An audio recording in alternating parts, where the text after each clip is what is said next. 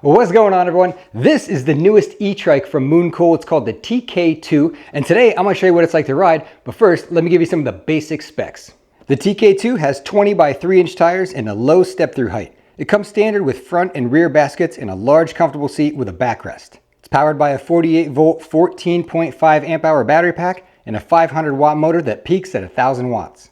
It's a rear-wheel drive system complete with a rear differential that allows for excellent maneuverability since the drive wheels can spin at different speeds in tight turns. It has a front suspension fork, hydraulic disc brakes, and a folding frame design. There's a right-hand twist throttle, color display, a reverse function, and parking brakes. It's also outfitted with a headlight, a tail light, brake lights, and rear turn signals. The TK2 weighs just under 100 pounds and the minimum seat height is about 30 inches. All right, now that we got the basic specs out of the way, let's get into a little bit more detail on the ride experience.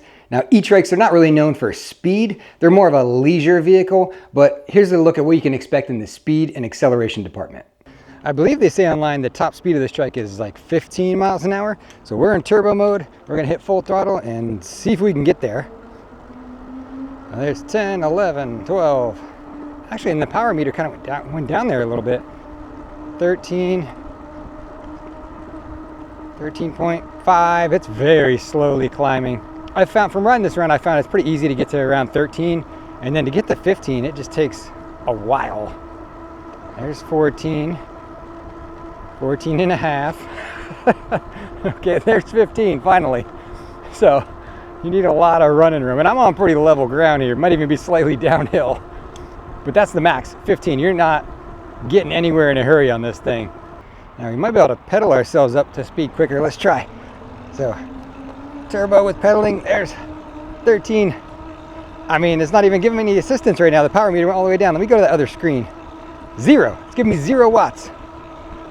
This is all me right now. And I've got it up to 14.5. There, it kicked in, give me a little bit more. There's 15. You're just not gonna break 15 with this thing, really. Because even, I mean, pedaling at this speed, you're pedaling way faster than you really want to have your legs rotating. My drone was out of batteries, but we got the other camera set up so you can see the acceleration off the line. Here we go, full throttle, turbo, go! It's a very, very gradual takeoff. This is never gonna get away from you. It's very friendly, both in its acceleration and top speed. Maneuverability as well, look at that. Complete U-turn on the path, no problem. Let's try to get to speed. I'll show you what it looks like pedaling at the top speed. There we go, we're about 13. That's about it. I don't really want to spin my legs a whole lot faster than that. So the acceleration is very tame on this one. It's just a really chill ride, man. 12, 13 miles an hour seemed to be about my cruising speed. If I really tried, I could get it up to the 15 mile an hour mark. But really, I think this is when you ride when you've just got nowhere to be, because you're not getting anywhere quickly on this thing. Even if you pedal, trying to input it into the pedals, it's only a single speed. There's no gears to shift through. So, you know, you can't really go much faster than that, because once you hit 13, 14 miles an hour, you're running out of feeling in the pedals. But honestly, you're not buying something like this because you want speed. You're buying something like this because you want comfort. So let me show you what the ride position's like. Let me see if I can show you a little bit about the ride position on this TK2. I've got the seat up pretty far, nowhere near the maximum seat height. It goes way higher than that. It'll probably go up another 4 or 5 inches, but I like it right there. I'm 6 feet tall. I got pretty long legs. I've got the handlebars up pretty much as high as they will go. They're at the minimum insert depth there. So that's as high as the handlebars will go. And I'm gonna get on this thing. We're gonna go pedal past the camera so you can see the pedaling position that I'm in right now. And if I'm gonna be pedaling, this is probably where I would have it set. Pretty easy to pedal. I can extend my legs pretty good. I mean, you could probably be 6'4" and get full leg extension on this thing. The handlebars, if I wanted to just relax and cruise, not do a whole lot of pedaling, I'd put the seat down. Because right where it is right now, I can't really lean back on the backrest and get to the bars. Even with my long arms, I barely reach it. So I'd want the seat down. Let's put the seat down a little bit and I'll get into cruise position. Like maybe right there. Let's try that. Yeah, there we go. That's cruise position right there. This is where I've been riding, honestly. I pedal a little bit, but not a whole lot, just kind of to get myself going from the stop. let me show you all the minimum heights. Let's put this down. Yeah, look at that. Look at that. I mean, that's a whole different ball game right there. This is all the minimum heights. Whoa! I was trying to get on the seat up here and it's not even there. I mean, it's rideable like this. You could, if you're doing throttle only, you could easily ride. I can't really pedal it like this at all.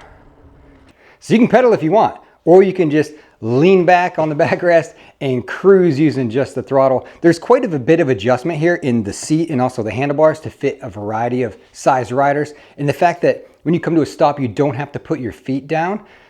Someone really short with really short legs could ride this. I mean, the seat height, the minimum seat height goes all the way down to 30 inches.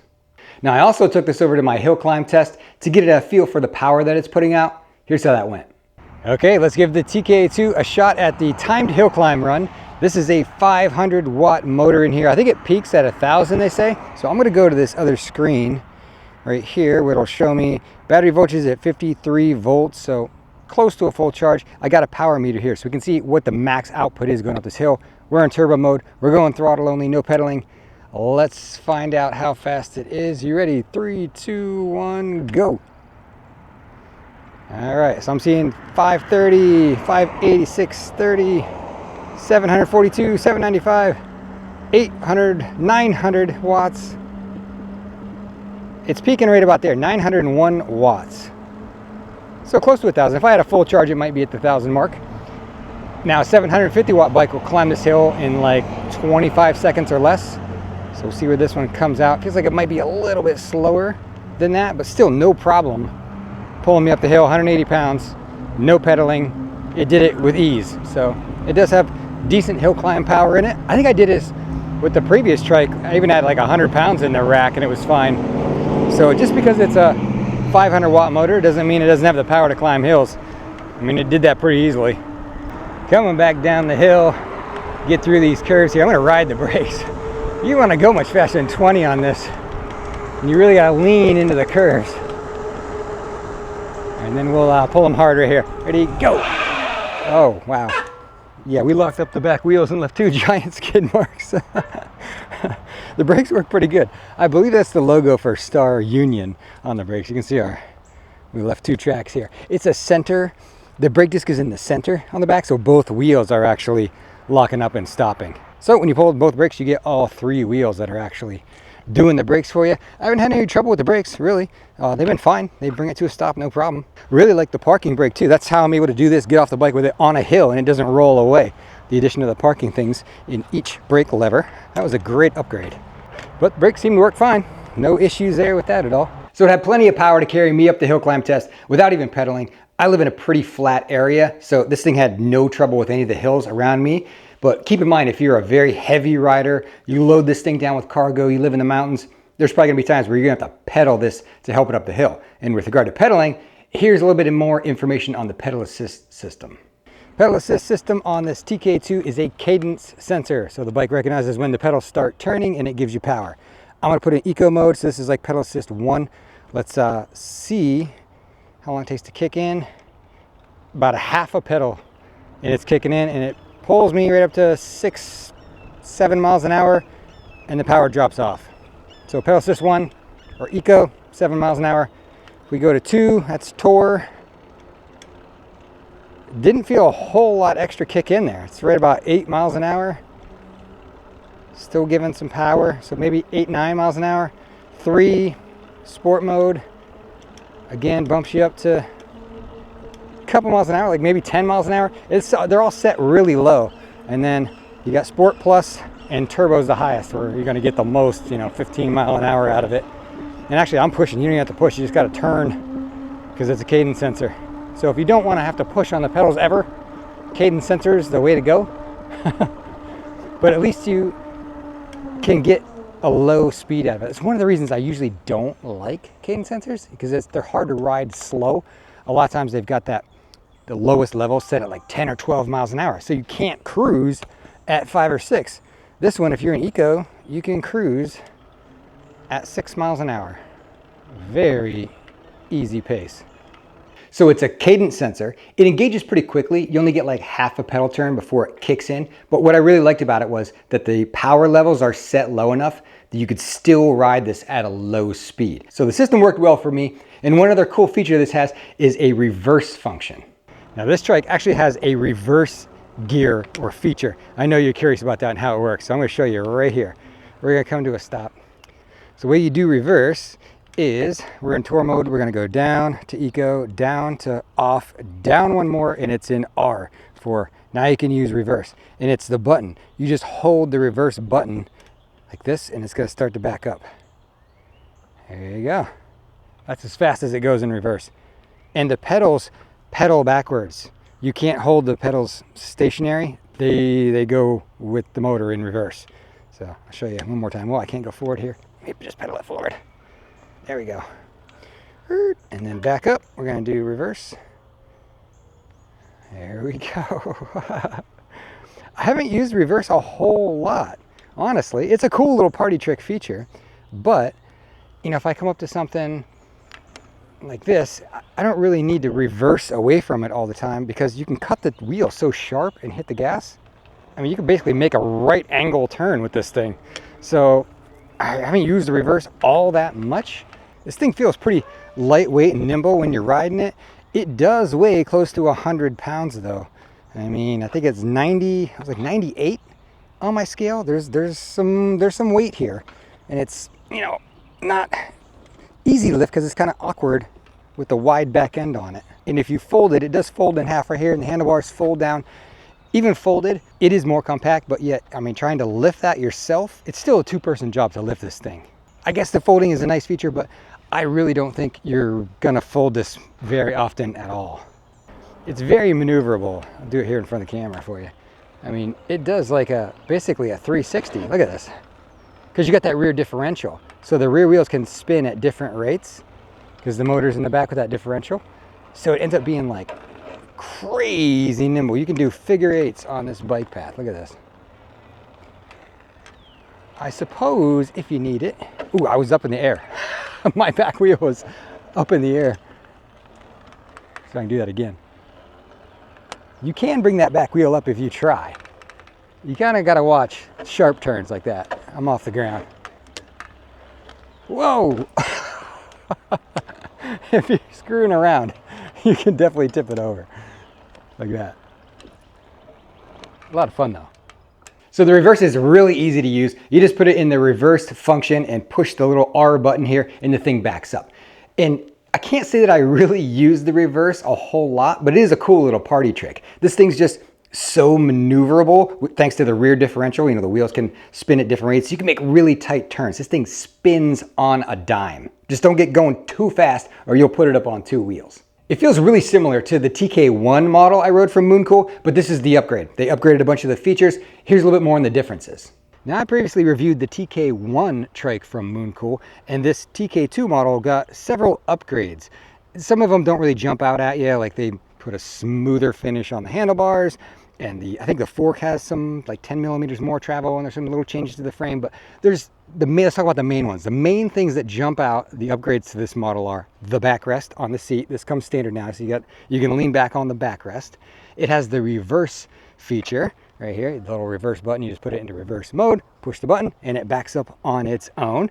So that's one that jumps out at you. The display screen, instead of having the black and gray screen off to the side, this one now has the full color display. Let me turn it on so you can get the colors. MoonCool. There you go. And as you go up, it changes. They're green for eco, like yellow for tour, sport orange, and then boost or turbo is red. So you get a full color display. It looks a lot nicer, better button cluster on it. I think perhaps the biggest upgrade feature that I like the most is going to be the parking brakes. The TK1, every time I parked it, it would just roll away. There was no way to stop it from rolling away. Now they've added parking brakes, and they're super simple. Each lever has this right here on it. One there, one there. So you can lock both brakes, and all you do is squeeze the lever. Works kind of like a four-wheeler. And you just push this in till it locks. There you go. Now your brake is locked down. You can see our brake lights are on. You got 3 brake lights on this bike. One on each fender, and then one in the middle there. It actually has turn signals too, which is really cool. So you punch that, And now we got turn signals in the rear. No turn signals in the front, just in the back. But I love the parking brakes. I use those constantly. Every time I get off the bike, I'm pretty much putting the parking brakes on. And they're so easy to use. To release it, you're gonna squeeze the lever a little bit and you'll see that thing pop out. There you go. Parking brake is off. Great addition. That's the best upgrade by far to this thing. Even more, I like it more than the reverse. I like the parking brake the best. Yes, I like having the updated color display. Yes, I like having the backrest to lean back on. But really, the parking brakes I found to be the most useful feature for me. I've got it locked in place right now. It's so nice to not have this thing roll away once you park it. So great upgrade. So if you've made it this far into the video and you're considering an electric trike, here's one more thing I want to point out to you, and that is that there's a little bit of a learning curve to riding this thing. It doesn't feel like a bicycle when you're going around curves or when you're approaching obstacles. Here's a couple examples. And there is a little bit of a learning curve with these trikes, and that is you have to really actively drive it. When I'm coming into a downhill curve like this with some speed, 13 miles an hour, you really got to lean in order to keep this thing on 3 wheels. Show you that one more time from a different angle here. Going at 14 miles an hour. Kind of riding the brakes most of the way through there to make the turn. Here's the next obstacle you gotta kind of be aware of. These little ramp style curves like this, if you don't hit them dead on, watch what happens. I'll hit this at an angle. It kicks you way to the side and you want to fall over. You don't want to fall over. So it's best if you got to hit them straight on. All the obstacles you come to, you pretty much got to hit them straight on, so both back wheels hit at the same time. Otherwise, with no suspension, it puts you off balance. So you want to go like this. So much easier. I didn't even feel that. The leg wasn't even there. But man, if you hit it on an angle, it's not a comfortable feeling, and it makes you want to put your feet down and you get off balance like that. Well, that's the worst thing you can do, because if you're not paying attention, you're going to run over your leg. Because when you put your feet down and it's still riding, you're just going to run over your own foot. Okay, so I wouldn't advise doing high-speed turns like that. I did that more just to kind of exaggerate it. But even at 7-8 miles an hour, you still got to kind of lean into the turns on this thing. And when you're approaching an obstacle in the road or you're coming up to a curb, you kind of want to hit it straight on. I found that I want my back wheels hitting it at the same time as opposed to one by one, where it puts you on a tilt. There's no rear suspension on this at all. You have a front suspension fork, but with no rear suspension, the angle you're riding down the road is kind of matching the road surface. So if you're on a side hill, you're on an angled surface, you've got to lean to keep this thing upright. In one afternoon, you'll get the hang of riding it, but that's something that maybe you didn't realize if you've never been on a trike before. Ultimately, I think that people buying a trike like this are going to be taking it to the park to ride and enjoy, or maybe taking it to their kids' baseball tournament and using it to get around the different fields, or maybe they're just taking it to the greenway to ride and cruise and get a little bit of exercise. It's great for that. And it does fold. It folds right here in the middle, and also the handlebars flop down. So you can fold this trike, but it's not very convenient to lift it after you fold it. I wouldn't buy it with the intention of folding it up every day and putting it in my SUV to take it somewhere to ride. But if you're looking for just an easy cruiser to keep in your garage, and then you're going to load it up with all your stuff for the swimming pool, your coolers and your towels and everything, and drive it through the neighborhood, awesome for that. And that's my experience with the TK2 from MoonCool. If you're looking for just something comfortable to cruise on, it's one to check out. It's also, you can carry quite a bit of cargo with this thing. I think the carrying capacity is 450 pounds, and they make a bunch of accessories for it. You can get custom fit front and rear storage bags, also have custom fit front and rear pet carriers. So you can really deck this thing out to a cool little cargo bike. Hopefully I answered a bunch of your questions. If I missed one, put it in the comments below. I'll do my best to answer if I can. And hopefully you found this video helpful, informative. If you did, consider hitting subscribe before you go, and I'll see you in the next one.